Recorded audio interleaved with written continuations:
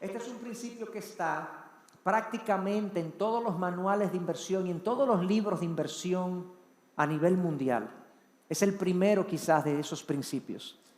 Si yo tengo recursos, yo debería procurar ponerlos en varios sitios. A veces la cantidad de recursos que tenemos es tan pequeña que a veces decimos, bueno, pero yo no puedo poner 2,000 pesos aquí, 2,000 pesos aquí, o sea, porque ¿qué son 2,000 pesos? Pero hay mecanismos en los que yo puedo diversificar, aunque yo tenga una poca cantidad de recursos. Voy a hablar de eso más adelante, pero simplemente para hacer mención, yo puedo invertir en un fondo de inversión. Un fondo de inversión es una piscina de recursos donde mucha gente pone dinero para invertirlo, perdonen, en un determinado proyecto o en un determinado instrumento o instrumentos, grupo de instrumentos financieros. Yo puedo poner 5,000 pesos, pero el fondo en su conjunto tiene mucho dinero. Pero yo tengo una porción de ese fondo. Entonces yo puedo diversificar, aunque tenga poco dinero, colocando en un fondo de inversión del cual yo soy propietario en una pequeña porción, pero mi dinero está diversificado, porque ese fondo donde yo estoy invertido tiene inversiones en muchos sitios. Más adelante lo vamos a ver más en detalle. Ese es el primer principio de inversión de nosotros poder diversificar. En segundo lugar, evalúa el riesgo. El prudente se anticipa al riesgo y toma precauciones. Al peligro, perdón, no al riesgo. El simplón sigue adelante a ciegas y sufre las consecuencias. Aquí les debo decir, estimados, toda inversión tiene riesgo. Toda inversión tiene riesgo. Aún el más sólido de los bancos o de las instituciones financieras o de los instrumentos financieros en los cuales uno puede poner sus recursos, tiene riesgos. Por eso es importante que yo conozca esos riesgos o tenga una idea de en qué me estoy metiendo. Hay mucha gente que invierte en cosas que no tiene idea de en qué se está metiendo. Le venden una cosa, le venden un proyecto, le venden un número y se invierte ahí. De hecho, voy a dejar ese punto ahí para verlo más adelante. Pero el riesgo en nuestro país, obviamente, como yo decía, todo tiene riesgo, tienes que conocer en lo que invierte. En nuestro país y en muchos países del mundo existe, si yo voy a invertir en lo que se conoce como el mercado de capitales, que lo vamos a ver también un poquito más adelante, existe en el mercado de capitales o en el mercado de valores, cuando yo voy a invertir en algún instrumento, en alguna inversión, yo puedo ver la calificación de riesgo de ese instrumento. Hay informes de empresas que se llaman calificadoras de riesgo que evalúan una empresa, un proyecto, un fondo de inversión y elaboran un informe, le ponen una nota y yo lo leo como inversionista. Eso es público. Y eso me permite a mí conocer el riesgo. Además de eso, si voy a invertir, si no hay una calificación de riesgo que yo pueda conocer, yo podría también indagar sobre la solvencia de una determinada institución, preguntando a relacionados o a gente que yo entienda sabe más que yo del asunto. Yo estoy yéndome a lo más básico de lo más básico, porque es lamentable ver en países como nosotros cómo la gente invierte en cosas que si uno hace 2 preguntas, uno no invertiría. Si uno se detiene y no se deja llevar por el impulso y el entusiasmo, uno no invertiría. Entonces, considera esto: toda inversión, por bien que te la vendan, tiene riesgo. En los mercados formales hay mecanismos de conocer el riesgo formales como la calificación de riesgo, pero cuando no tienes esos mecanismos, pregunta, detente, no te dejes llevar por el impulso, detente y pregunta si alguien conoce, si alguien sabe de eso. Número 3, parecido a lo que decía, por eso dije que lo iba a dejar para ahora, debes entender en lo que inviertes. Si tú inviertes en algo, yo invierto en algo que no entiendo, yo no estoy invirtiendo, yo estoy apostando. ¿Ven la diferencia? O sea, una apuesta, ¿qué es una apuesta? Bueno, yo le tiro ahí a un número que yo me soñé con él, que el hijo mío cumple años, que la mamá mía. o voy a una especie de ruleta y pongo un número, y ¿cómo sale el número que tú piensas que va a ser? No, yo no sé. Esa es la misma forma que cuando yo invierto en algo que no entiendo, yo sencillamente estoy apostando. Estos activos o estos instrumentos como monedas digitales, instrumentos derivados, que algunos de ustedes no van ni siquiera a saber lo que es eso, pero yo les voy a mencionar unas cosas, commodities a futuro, forex, negocios novedosos.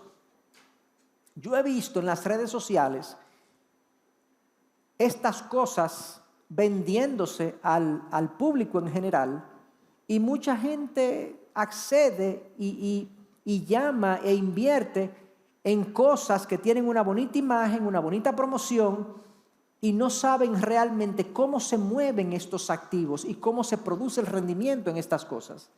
Entonces, por ejemplo, el Bitcoin, que es la más famosa de las monedas digitales, el Bitcoin, me imagino que la mayoría, ¿quién no conoce lo que es el Bitcoin o no ha oído lo que es el Bitcoin? ¿Todos lo han oído? Alguien, levante la mano para yo saber, tener una idea de, ok, hay un par de personas, ok. Para mantenerlo simple, el Bitcoin es una moneda que no se tiene física, es una moneda digital que yo compro en una cartera, en un wallet, una cartera digital internacional. Yo tengo un usuario, yo tengo un password, y ahí dice que yo tengo 5, 6, 10 bitcoins. Y no voy a entrar en la explicación de toda la tecnología que hay detrás, pero la idea es que ese activo, ese dinero que yo tengo invertido en ese Bitcoin, en ese wallet, yo lo puedo usar para comprar algunas cosas, para comprar algunas cosas, y también puedo venderlo a otras personas que también quieren Bitcoin. Pero la mayoría de la gente no sabe cómo funciona el Bitcoin, cómo se mueve el Bitcoin, qué determina que el Bitcoin suba o baje. Entonces, si yo invierto ahí sin saber qué lo determina, voy a hacer una mala administración de mis recursos. No digo que el Bitcoin sea malo y lo estoy rechazando de plano, no, es que si voy a invertir en él, debo entenderlo. Debo saber cómo se produce, cómo se mueve, y si lo que conozco y lo que indago satisface mi curiosidad o satisface mi necesidad de información y me siento seguro, pues bien. La otra recomendación es que en ese tipo de activos que son así novedosos y que uno no entiende mucho, es que si yo voy a invertir, comienza con poco, comienza con un pequeño porcentaje. Yo recuerdo hace como 2 años aproximadamente que se puso muy de moda este tema del Bitcoin. En ese momento Elon Musk, que este conocidísimo ricachón sudafricano que vive en Estados Unidos, él anunció que había invertido, si mal no recuerdo, $1.500 millones o 1.5 billones de dólares en Bitcoins. Y la gente dijo, tú ves, hasta Elon Musk está invirtiendo en Bitcoin. Sí, pero él invirtió menos del 1% de su patrimonio. Y uno de locos viejos que tiene 4 pesos, vamos a invertir 3 pesos de los 4 en Bitcoin, porque Elon Musk invirtió 1.5 billones de dólares.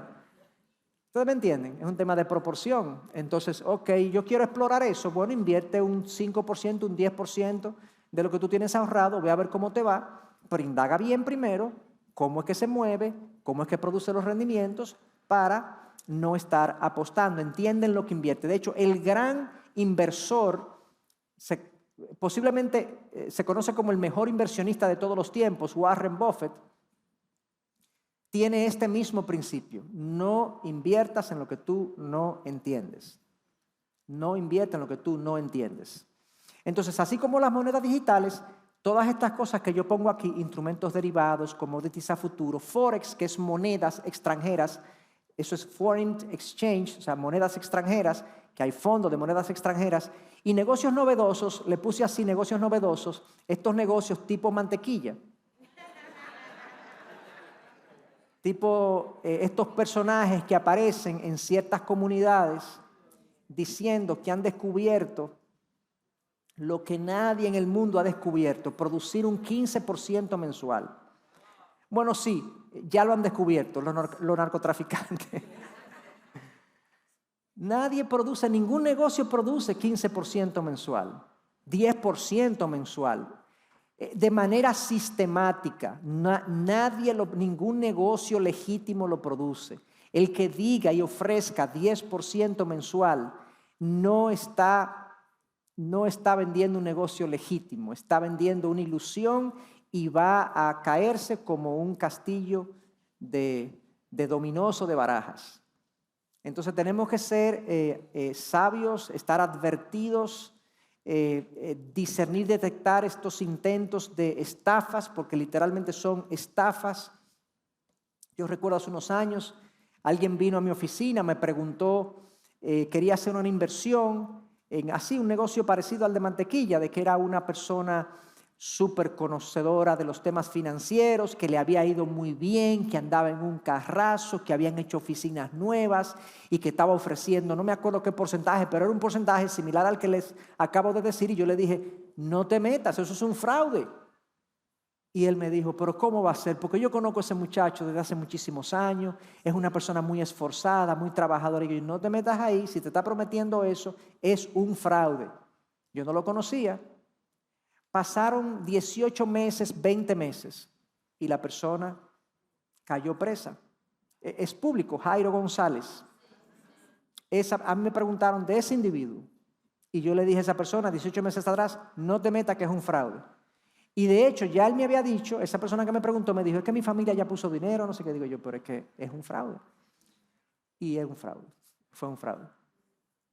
En fin, entiende en lo que inviertes. Entonces, diversifica, evalúa el riesgo, entiende en lo que inviertes. También un buen principio es piensa en el largo plazo. Cuando uno invierte debe pensar también en el largo plazo. La riqueza lograda de la noche a la mañana pronto desaparece, pero la que es fruto del arduo trabajo aumenta con el tiempo. Aquí hay un estímulo a que no persigamos la riqueza rápida. La riqueza rápida produce tropiezos. La prosperidad económica no está condenada en la Biblia. Lo que la Biblia condena es que ese sea mi propósito de vida y yo me empecine y yo desee ser rico. Pero la buena gestión y que producto de mi buena gestión yo prospere, eso está bien, pero no puedo poner mi corazón ahí. No puedo pensar que tener más me hará pleno o me dará plenitud. La satisfacción y la plenitud del corazón viene del Señor. Y en su sabiduría, Él me permite rendir mis recursos. Pero eso no es lo que al final va a definir mi vida ni mi valía frente a los demás. Entonces, no podemos confundir esto. Entonces, aquí hay un estímulo a trabajar para producir, a ver el largo plazo para generar recursos. En este tema de las inversiones hay muchos intentos de enriquecimiento rápido. Hoy en día hay múltiples mecanismos que le llaman el trading, el day trading y le ponen diferentes nombres y números. Bueno, Warren Buffett, que es reconocido, como ya le dije, uno de los mayores inversionistas de todos los tiempos, una de sus recomendaciones es: no estés persiguiendo acciones y vacadas y subidas. Eso es extremadamente difícil. Muy pocos de los traders que ustedes y yo conozco producen dinero. La mayoría pierde dinero. La mayoría pierde dinero. Hay temporadas en que ganan. Y sucede que a veces, por las temporadas en que ganan, creen que ya están haciendo el gran negocio. Y vienen los próximos años y le corrigen su percepción. Y no se ganan lo que se ganaron hace 2 o 3 años. Entonces, aquí hay muchos errores que se han cometido. Recuerdo un caso donde vino una persona a mi oficina y me comenta que está tradeando. ¿Y cómo te ha ido? Excelente. Le ha ido tan bien, le fue tan bien, que captó recursos de familiares y amigos. ¿Y cómo te está yendo? Me está yendo muy bien. Luego, un poco más adelante, lo dejé de ver, viene uno de los amigos, me dice: pastor, ¿qué hago? Fulano no me da mi dinero. Reúno a fulano, ¿qué pasa? No, pastor, lo que pasa es que los activos en los que invertí han bajado de precio, pero estamos esperando, eso va a repuntar otra vez. Nunca repuntó. Para hacerle corta la historia, perdió lo que tenía y lo que no tenía, lo de otros. Esa historia, multiplícala por 1000. La mayoría de los traders, esa es su realidad. 99%, esa es su realidad. Independientemente de que te digan que le ha ido bien en 1 año, en 2 años, eventualmente el mercado corrige. Nadie puede ganarle sistemáticamente al mercado.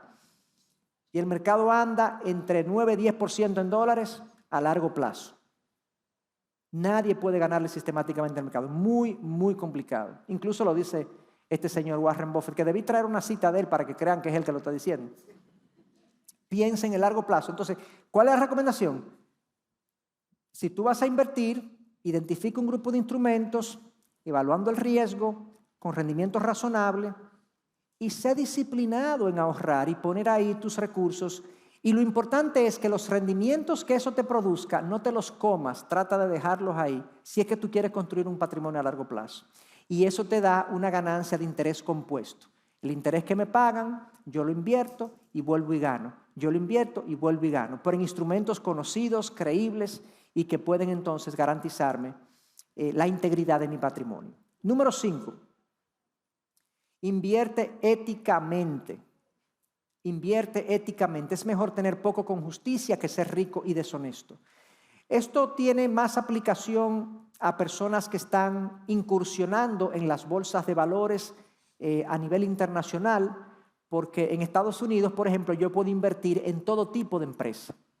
O sea, yo puedo invertir desde Tesla, Amazon, que son las más conocidas, Chevrolet o General Motors, hasta empresas de casinos y de cannabis.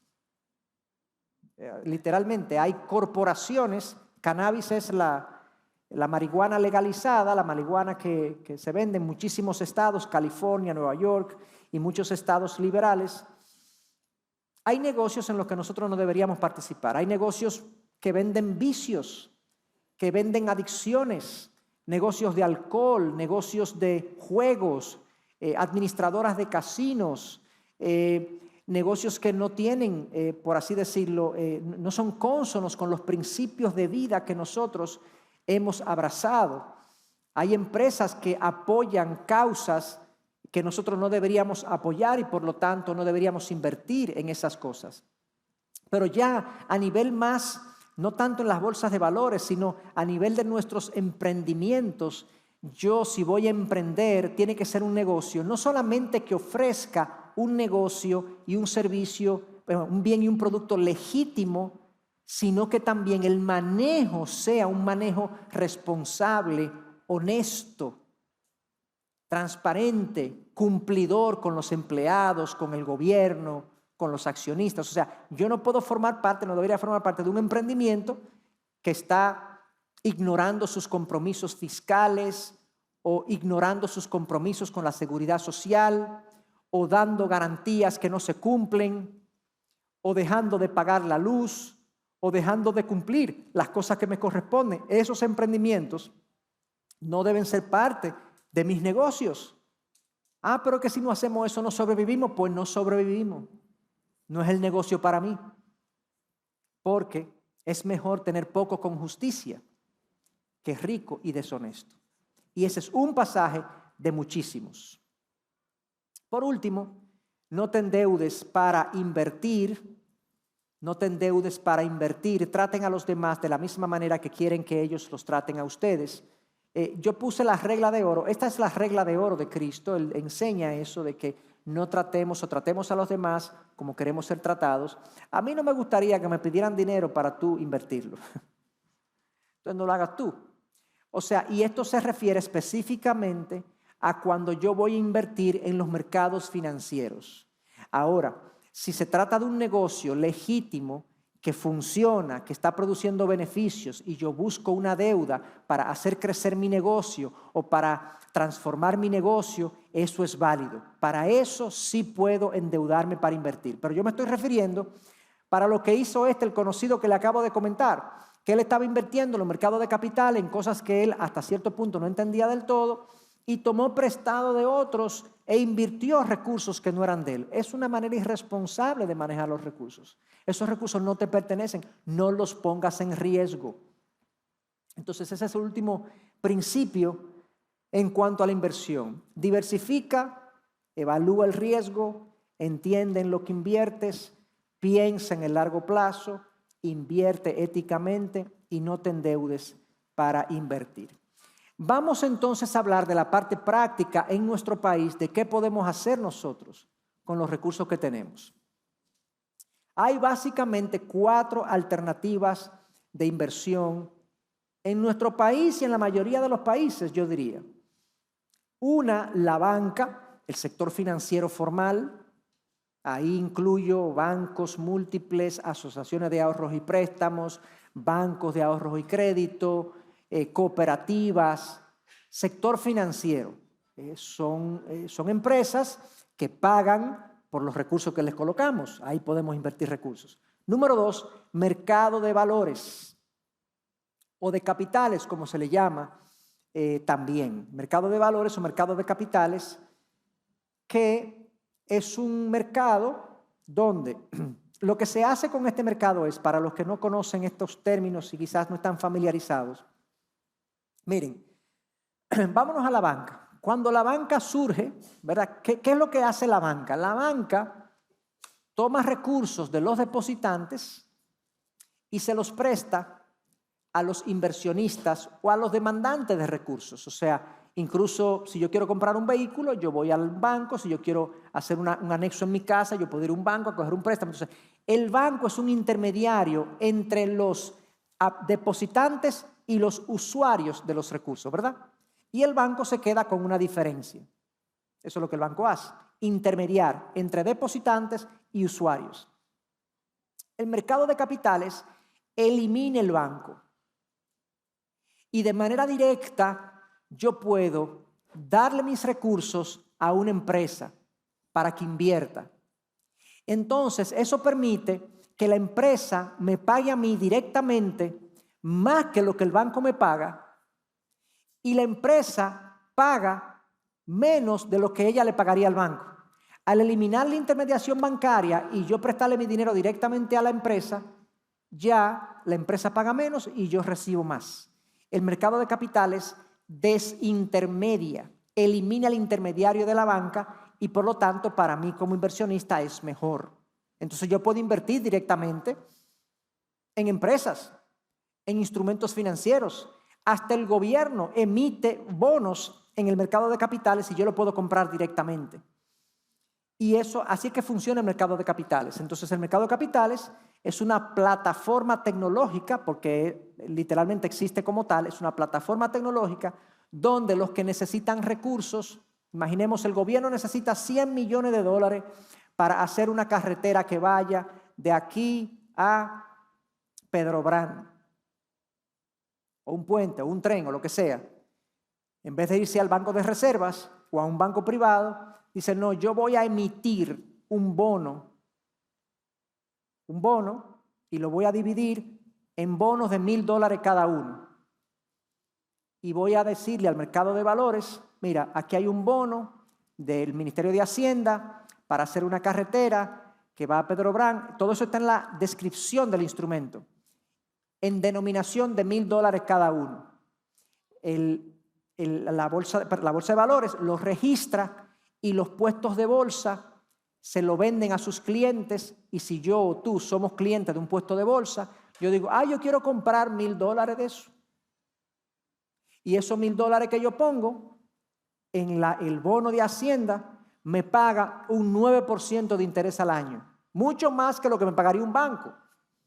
Y lo pongo ahí. Y ahora yo soy acreedor del gobierno. O sea, el gobierno me debe dinero a mí. Y así como el gobierno, aquí hay muchísimas empresas, Acero Estrella, los bancos también para ciertos proyectos colocan bonos ahí, Eje Jaina, que es una generadora, CEPEM, que es una generadora también de electricidad en la zona este, etcétera, etcétera. Hoteles, aquí hay muchísimos hoteles que han emitido también bonos a través del mercado de capitales. Eso es el mercado de capitales, ¿ok? Es la segunda manera en la que nosotros podemos invertir recursos financieros. La tercera forma es emprendimientos. Negocios que se me ocurran o que se le ocurran a otros, yo puedo poner recursos ahí. Eso tiene sus temas, sobre todo si yo ya estoy manejando recursos que he acumulado a lo largo de mi vida profesional. Quizá yo estoy en una etapa ya más o menos de salida de mi vida profesional. Si yo estoy en esas situaciones, poner recursos para emprendimientos, yo lo pensaría dos veces, porque el 80% de los emprendimientos quiebra antes del 5º año. Eso es lo que las estadísticas dicen. No digo que no se emprenda, no, el emprendimiento está en la esencia del ser humano. Y yo creo que cuando Dios dijo, gobierne la tierra y sojúzguenla, le dijo a Adán y Eva eso era: emprendan, hagan todo lo que ustedes entiendan deben hacer para desarrollar el mundo, háganlo. Debemos emprender, pero hay etapas en la vida en las que nosotros podemos hacerlo y otras en las que no es recomendable hacerlo. Entonces, si yo tengo 25 años y pongo un dinero, o 30 años, pongo un dinero y lo pierdo, yo tengo 30 años para recuperarme. Pero yo tengo 55 años y pongo un dinero en un emprendimiento y quiebro, ¿cuánto me queda para recuperarme? Entonces, la juventud tiene técnicamente, entonces se conoce técnicamente como tal, una aversión al riesgo diferente. Es menos averso al riesgo que la persona de más edad. El que tiene más edad debe ser más conservador al invertir. El que tiene menos edad puede ser más agresivo al invertir. Puede incurrir en más riesgo porque si pierde tiene tiempo, tiene un pronóstico de poder recuperar en el futuro eso que perdió. Entonces, los emprendimientos. Y por último, los inmuebles también son una posible o pueden recibir parte de nuestras inversiones. Hay personas que tienen esto bien montado, o sea, compran un apartamento, lo alquilan. Ahora existe el mecanismo de Airbnb, donde yo lo coloco en alquileres cortos. Hay personas, yo tengo varios amigos que tienen este negocio. Ellos compran un inmueble, ponen un inicial de una cantidad, un 30, un 40% o un 20% del valor del inmueble. ¿Okay? Toman un financiamiento con garantía del inmueble y lo alquilan. Entonces, con el alquiler pagan el financiamiento. ¿Me explico? Ojo, hay que tener ciertos cuidados para hacer esto, porque yo debería tener algún colchón guardado por si el inquilino me falla o por si el apartamento no se me alquila tan rápido como yo quise. Pero teniendo las previsiones del lugar, yo tengo un amigo que tiene como 20 apartamentos ya. Ha ido comprando, ha ido comprando, ha ido comprando, ha ido comprando y se ha ido haciendo de un patrimonio ya de inmuebles, y el negocio a él le ha resultado. Hay que saber un poco de eso, hay que informarse bien de cuáles son los sectores que mantienen su valor, cuáles son los sectores que mejor se pagan, cuál es el tipo de propiedad que la gente está buscando, porque me puedo quedar con un elefante blanco en la mano. O sea, un apartamento muy bonito, me gustó mucho, pero no se alquila. Entonces hay que saber hacer eso. Entonces, esas son las alternativas de inversión. Vamos a hacerle un doble clic a cada una de estas cosas. En primer lugar, veamos el tema de la banca. Ojo, si yo tengo una cuenta de ahorro, no hace sentido, más bien, que yo tenga una cuenta de ahorro. O sea, si yo tengo mi dinero en una cuenta de ahorro, eso no hace sentido. Yo puedo tener ahí unos chelitos para manejarme en el mes, pero miren, por ejemplo, y este es el rendimiento más bajo de todas estas alternativas. Esto que está aquí es la gráfica. Miren, eso que está ahí, todas esas rayas, yo no las voy a explicar todas, todas esas rayas son el rendimiento que pagan los bancos en sus certificados financieros o de depósitos. Si se fijan, lo que está abajo, hay 1, 2, 3, 6, 12, 24, 60, ¿lo ven ahí? Esos son los meses, los plazos. Es decir, de un mes a 60 meses, los rendimientos bancarios en los últimos 3 años han estado, fíjense dónde está, en qué rango está, en el rango del 6 al 10%, ¿ok? De hecho, del 7 al 10%. Una cuenta de ahorro paga 2, 3%, 4% la que dicen de alto rendimiento. O sea, paga mucho más. Cualquier certificado, hasta 30 días, un certificado te paga más que una cuenta de ahorro. Entonces no tiene sentido yo tener mi dinero en una cuenta de ahorro porque estoy perdiendo un interés que debería ganar. Hasta decirle al banco, pónmelo en un certificado. Pero a veces nosotros tenemos unos chelitos ahí gruesos en una cuenta de ahorro, ganando nada. Entonces una alternativa es, si yo soy muy conservador, no me quiero ir a ningún otro mecanismo, bueno, pues pásalo a un certificado financiero a 60, 90 días, a 180 días y gánate un 7, un 8%, que es el doble o 2 veces y medio lo que tú te ganas en una cuenta de ahorro. Comenzando por ahí. Eso por un lado. Hablemos entonces del mercado de capitales en República Dominicana. Esta es una foto del mercado de capitales de República Dominicana. Mucha gente ignora esto. Hay 282 corredores de valores, 45 emisores, o sea, empresas que han emitido instrumentos, 30 promotores de inversión, 28 auditores externos, 15 puestos de bolsa, que son las empresas que me sirven como facilitadores en mi proceso de inversión, 13 sociedades administradoras de fondos de inversión, 4 calificadoras de riesgo, 4 fiduciarias y 4 promotores. O sea, este es el universo institucional y empresarial del mercado de capitales y de valores de la República Dominicana. Entonces, toda esta gente, ¿qué vende? ¿Qué me ofrece a mí? ¿Cuáles son los instrumentos que me ofrece? Bueno, lo primero es que, y esto es como una clase literalmente para que lo entendamos, hay 2 tipos de activos financieros en los mercados de capitales, a grandes rasgos. Hay instrumentos de renta fija e instrumentos de renta variable. Esa es la división más global que podemos tener de un mercado de capitales. Los instrumentos de renta fija son aquellos que yo compro y me dicen que me van a pagar un porcentaje. 5%, 6%, 10%, 12%. Te vamos a pagar un porcentaje. Renta fija. ¿Ok? Los instrumentos de renta variable no me garantizan un porcentaje, sino que lo que me dan es una participación en un negocio, en un proyecto, en un fondo, cuyos rendimientos y rentabilidades son variables, porque son empresas, son proyectos. Si le va bien, ¿cuánto te va a ganar? Todo lo que se gane, porcentualmente a tu participación ahí, como si tú fueras accionista. Esta es la mejor manera de yo convertirme en dueño de cosas. Usar el mercado de capitales para yo ser dueño de empresas, de activos, de una economía. Puede ser aquí e incluso puede ser fuera. Ya obviamente, para hablar de fuera, tendríamos que extendernos muchísimo y requieren otros mecanismos de ciertas cuentas fuera y demás. Hay más complejidad, pero se puede también invertir fuera. Pero quedándonos aquí hay instrumentos de renta fija e instrumentos de renta variable. En los instrumentos de renta fija y renta variable también, los primeros, los de renta fija, lo podemos dividir en sector público y sector privado. El sector público, que es el gobierno, en nuestro país hay 2 entidades públicas que emiten títulos, que son el Ministerio de Hacienda y el Banco Central.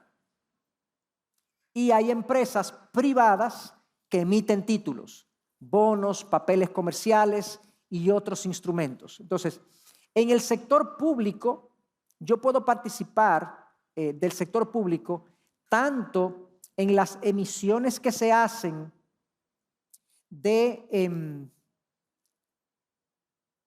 instrumentos a corto plazo, a largo plazo. Puedo participar también de las, como le llaman, las subastas competitivas. Se me fue el nombre, eso es lo que estaba buscando. Puedo participar de manera directa cuando ellos emiten un título, pero a veces el mecanismo que ellos utilizan es una subasta competitiva. No sé si ustedes han visto los mails, las informaciones que salen en la prensa a veces o en las redes sociales. Una subasta competitiva es, por ejemplo, el Banco Central quiere emitir 5,000 millones de pesos en bonos o en papeles, ¿okay? En letras, a veces se le llama letras también. Pero no le va a poner una tasa de interés. Es un instrumento de renta fija, pero ellos no lo van a determinar. Ellos le dicen al mercado, ofrécanme. Entonces, por medio de tu puesto de bolsa, tú dices, mira, vamos a ofrecerle, vamos a ver si me pagan un 9. Ok. Y el puesto de bolsa manda tu oferta. Y manda la oferta de cientos de inversionistas. Y te dicen, fulana, entrate por un chin, porque el corte fue en 8.79. O sea, 8.79. Para arriba pagaron. Pero todo lo que, perdón, entrate por un chin porque pagaron 9.01. Todo lo que estaban de 9.01 hacia abajo entraron en la subasta. Todo lo que ofrecieron por encima se quedaron fuera. Bueno, pues para la próxima entonces. Ok, entonces ese es el mecanismo de subastas competitivas. Hay ocasiones donde el Banco Central o el Ministerio de Hacienda tiene un poco de prisa y no quiere esperar la subasta y demás, y lo que dice, no, vamos a hacer una emisión directa, ofrece 9, lo que quieran, lo que no quieran, no quieran. Es 9 que estamos pagando y vamos. Y usualmente consiguen los recursos que están buscando. Entonces ese es un mecanismo que se utiliza mucho en las emisiones de renta fija del sector público. En las emisiones de renta fija del sector privado, las subastas públicas no son comunes, no son usuales, muy raras, pero es más directo. Vamos a pagar tanto. ¿Qué es lo que hace la empresa? Imagínense que una generadora va a hacer una planta nueva, necesita $200 millones y lo que hace es que de esos $200 millones ellos van a poner $50 millones de capital, de acciones, y 150 millones lo van a financiar vía el mercado de capitales.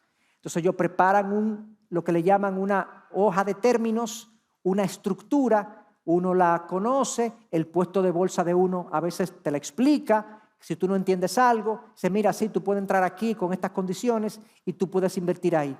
Entonces ese es el mecanismo de renta fija. Entonces imagínate el día de mañana que tú tienes $1 millón. Ese es tu ahorro. Ese millón tú tienes 150,000 pesos en Ministerio de Hacienda, 200,000 pesos en Eje Jaina, 300,000 pesos en Acero Estrella y el resto lo tienes en Banco Central.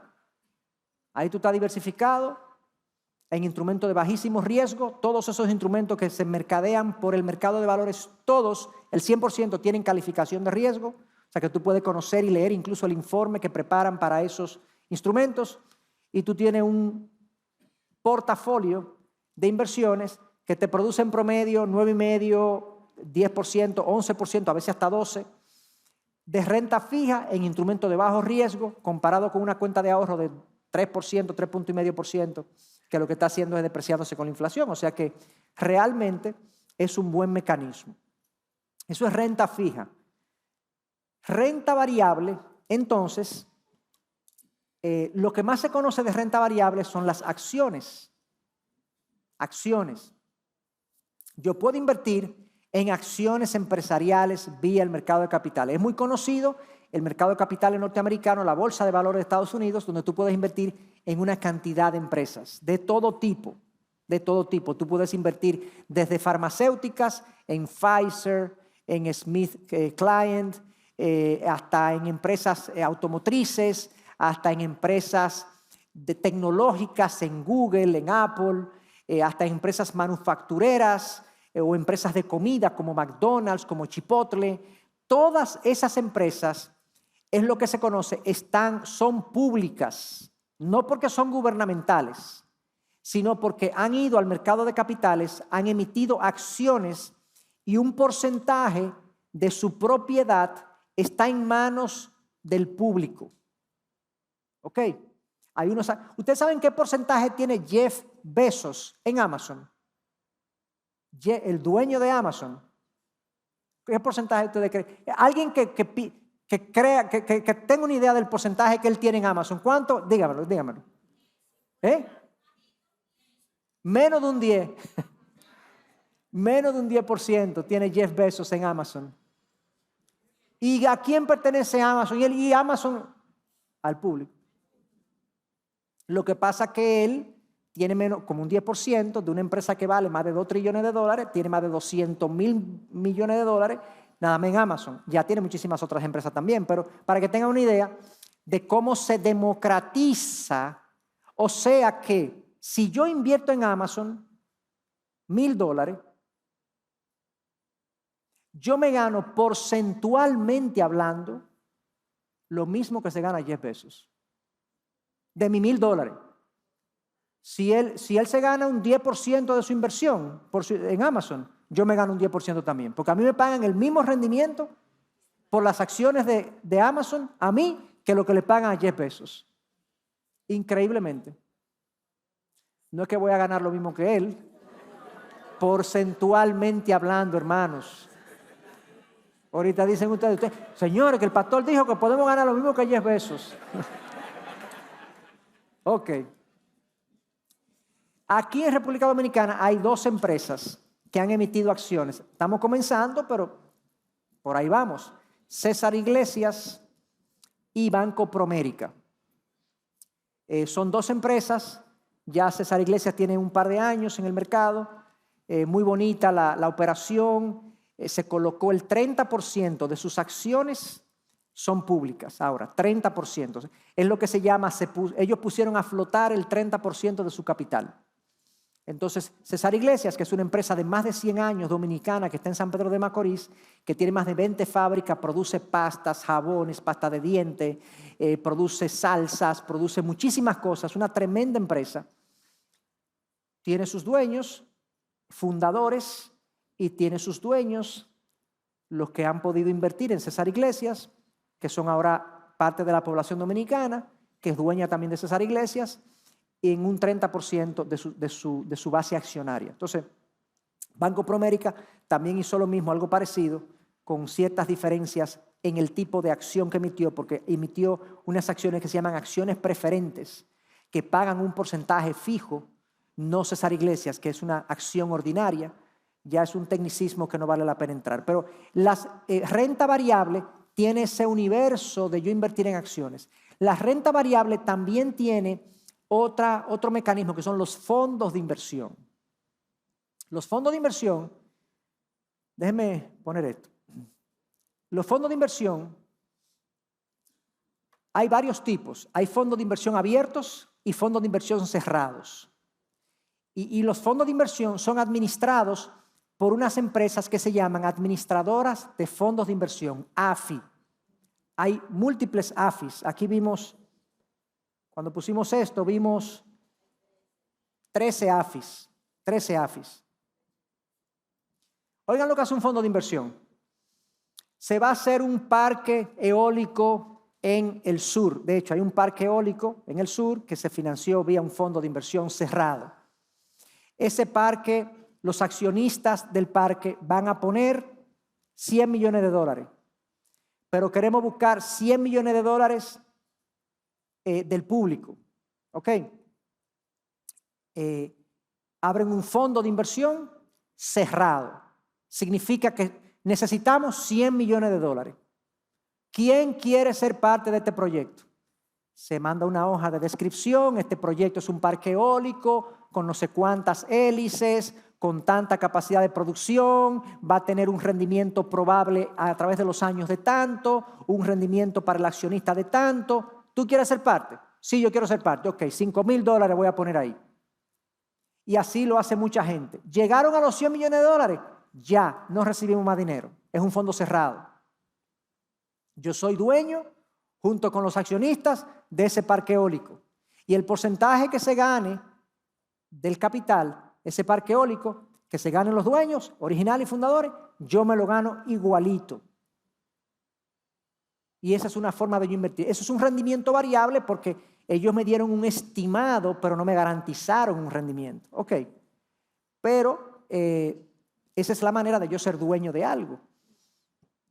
Otro ejemplo de fondos de inversión abierto, ese cerrado, abierto. Fondo de inversión inmobiliario, por ejemplo. El AFI Universal tiene varios fondos de inversión inmobiliarios. Ellos captan fondos de manera indefinida, o sea, no está cerrado, no hay un límite, un techo. No todo el que quiera traer su dinero que venga, que lo traiga. Okay. ¿Qué hacen ustedes con ese dinero? Nosotros lo invertimos en inmuebles en la ciudad de Santo Domingo. Y, por ejemplo, el edificio donde está el Banco Popular en la Churchill, que está frente a Acrópolis, no sé si ¿Están familiarizados con la zona? Sí, mucho, claro, es una ciudad chiquitica. Ese edificio pertenece a un fondo de inversión inmobiliaria.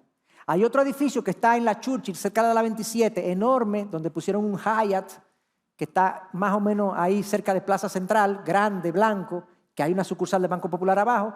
Ese edificio pertenece al mismo fondo que pertenece al primer edificio. Y hay un edificio que está también en la Lincoln, que tiene como una reja blanca así, que pertenece a ese mismo fondo. Entonces, esos edificios, ese fondo los compra, los gestiona, los administra, los alquila, vende algunos locales, y todo ese negocio inmobiliario, todos esos beneficios van al fondo y se distribuyen según los porcentajes de propiedad de cada quien. Y si yo soy copropietario de ese fondo, me pagan un porcentaje de beneficio de ese fondo. Y si venden un inmueble de eso, un edificio de eso, y se ganan 100 millones de pesos en un determinado año, esa ganancia va al fondo y yo cojo una parte de eso, me dan una parte de eso. Me dan no, me gané. ¿Me explico? Y así como esos fondos de inversión inmobiliarios, energéticos, hay turísticos, hay de muchísimos tipos. Por ejemplo, el hotel que está ahí en la Tiradentes con Gustavo Mejía Ricard, el Embassy Suites, frente a Wendy, hay Wendy de la Tiradentes, hay un edificio ahí donde está Silverson, hay un cine ahí. Eso lo compró el fondo inmobiliario Excel. Y de hecho Excel, que es una AFI, se mudó ahí y administra esa propiedad. Entonces, todas estas son mecanismos de yo poder participar del mercado de capitales dominicano de una manera fácil. Entonces, ¿cómo yo puedo entonces participar de todo esto que yo le estoy describiendo? Porque bueno, ¿por dónde comenzamos? Yo le traje algo muy, muy concreto y práctico. ¿Cómo puedo participar del mercado de capitales? Bueno, te acercas a un puesto de bolsa. En 25, 30 años que tiene el mercado de capitales dominicano funcionando, nunca ha habido una situación de insolvencia. Hubo una de cuasi insolvencia y se resolvió, que tenía que ver con el proyecto Guavaberry, que era del BHD. Ese proyecto nunca voló, se complicó financieramente, pero ellos, gracias a Dios, lo pudieron resolver.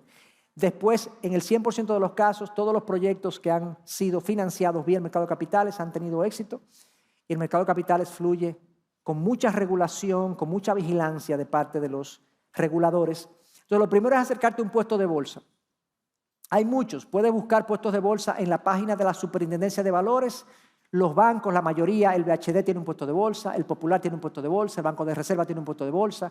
Hay puestos de bolsas independientes, como Parval, que es el más viejo del país, que pertenece al grupo RISEC, o United Capital, o también Alfa Valores, o Interval. El grupo CCN tiene uno, el Banco Escocia tiene otro también. No, Escocia no tiene. Citigroup tiene, creo. Bueno, ahora se me escapan, pero la mayoría de los bancos tienen un puesto de bolsa asociado que pertenece al grupo, y también hay grupos, puestos de bolsa independientes. CCI también es un puesto de bolsa bastante dinámico. Te acercas a un puesto de bolsa, abres una cuenta de corretaje ahí. De hecho, la mayoría de ellos, de los puestos de bolsa, tú entras a su página web y tú puedes empezar el proceso de abrir una cuenta de corretaje. Para abrir una cuenta de corretaje no tienes que poner dinero. Tú haces el registro, pones tus datos, tienes que mandar algunas informaciones, son bastante meticulosos, no se sientan cuestionados, no se sientan ofendidos, porque hay gente que se ofende cuando le piden la cédula para ver la tarjeta. ¿Y con quién usted cree que usted está hablando? Bueno, a nosotros no nos conocen, ¿verdad? Entonces, ellos son bien meticulosos, de dónde va a venir el dinero, mándenme una cuenta, un estado de cuenta. Lo que ellos pidan se lo pueden dar, porque ellos son muy rigurosos en manejar la información. Entonces, abres una cuenta de corretaje, luego junto con ellos te preguntan qué es lo que tú quieres, qué tipo de inversión es que tú estás buscando, para qué que tú estás ahorrando, y ellos te ayudan como a hacer una perspectiva, orientarte de qué es lo que tienes que hacer.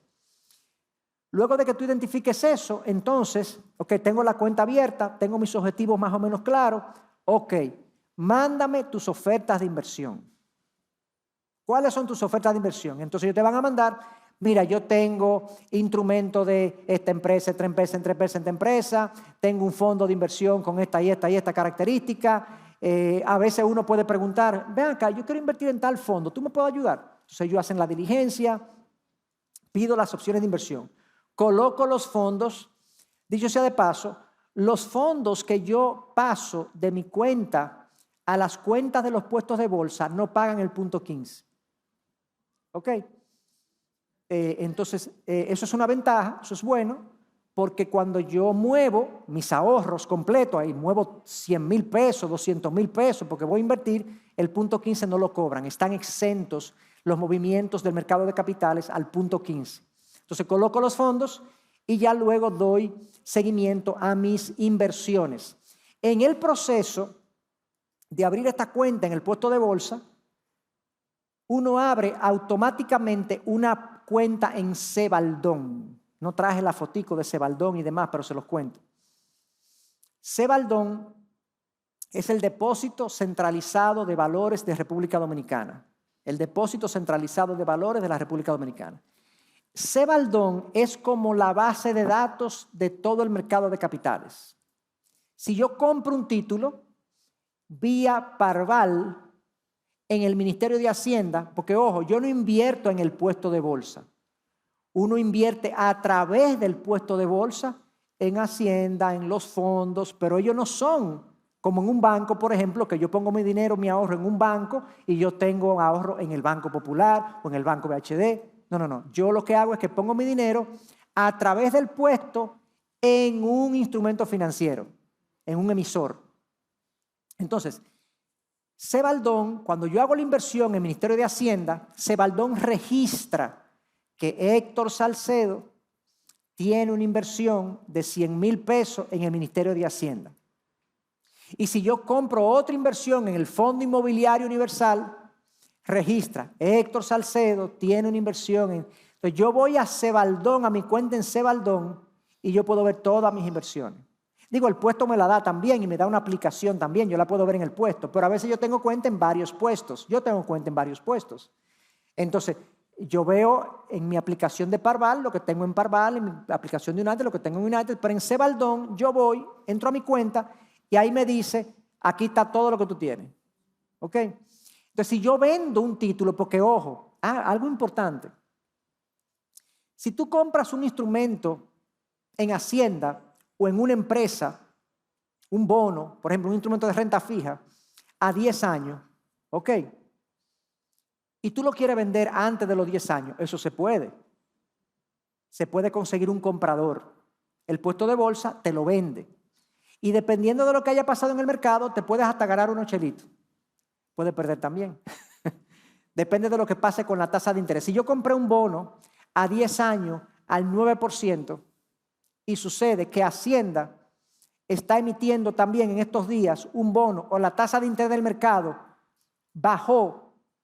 Yo tengo el bono al 9%, pero ahora la tasa de interés bajó por la coyuntura de la economía y yo vendo mi bono, yo me gano un dinero. Porque cuando las tasas bajan y yo tengo una tasa buena, me pagan por esa tasa buena y yo me gano un dinero. Entonces, el hecho de que yo invierta a plazos largos en el mercado de capitales no significa que yo no tengo liquidez. Yo puedo vender y salir de mis posiciones. Hay instrumentos que son menos líquidos. Si yo compro una participación en un fondo ahí que lo que va a hacer es excavar en las cuevas de las maravillas a ver si hay bauxita, si yo quiero vender esa posición no me la van a comprar con tanta rapidez, ¿me explico? Pero si yo compré en el Ministerio de Hacienda, si yo compré en Acero Estrella, si yo compré en instrumentos que tienen más liquidez, o sea, la gente lo busca con más frecuencia, yo lo voy a vender fácilmente. Eso es muy importante. Entonces, una vez yo tengo esto hecho y ya yo tengo ese mecanismo, señores, esto es tan fácil como decir, mira, tú hasta por WhatsApp tú le mandas a tu ejecutivo de cuenta, mándame las opciones de inversión, que tengo unos chelitos ahí, tengo 30,000 pesos, tengo 20,000 pesos que quiero invertir. Ok, te mandan las ofertas. Ok, pues lo vamos a hacer aquí. Lo manda en tu cuenta una transferencia, ya, todo pasó. Y los chelitos están rindiendo. Ok. Por último, en esta página, rexi.do, Hay mucha información de todo lo que yo les he dicho. Es bueno, es una página que orienta mucho para los que están dando sus primeros pininos en este proceso. Pero la idea, estimados, es que no nos suceda como aquel siervo al que el Señor le dejó unos fondos y le dijo, no, es que yo lo guardé y nada, aquí tengo lo que tú me entregaste, pero no te produje ni un chelito más. No solamente porque es una mala mayordomía, sino también porque nosotros, para nuestras propias necesidades futuras, necesitamos hacer esto con sabiduría, con diligencia.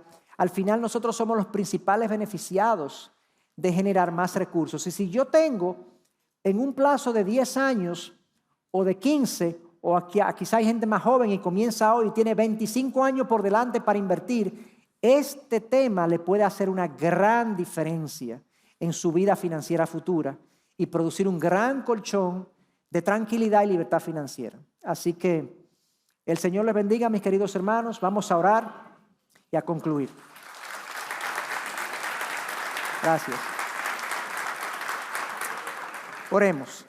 Señor, muchas gracias por el tiempo que nos has regalado. Todo te pertenece a ti, Señor. Lo que tenemos y lo que somos, de hecho, somos tu propiedad no solo por creación, sino también por redención. Gracias por dejarnos en tu palabra principios y verdades que nos orientan aún en las cosas más cotidianas de esta vida. Y mira, Señor, este tema que para muchos resulta complejo, pero yo te quiero pedir que tu sabiduría esté con nosotros y que podamos ser buenos administradores y gestores de estos recursos que no nos pertenecen, pero que tú nos has dicho, adminístralo. Así que sé con nosotros, Señor, bendice a cada familia aquí representada y haznos, Señor, dar cuentas ante ti de las cosas que tú has puesto en nuestras manos. En el nombre de Jesús. Amén. Amén.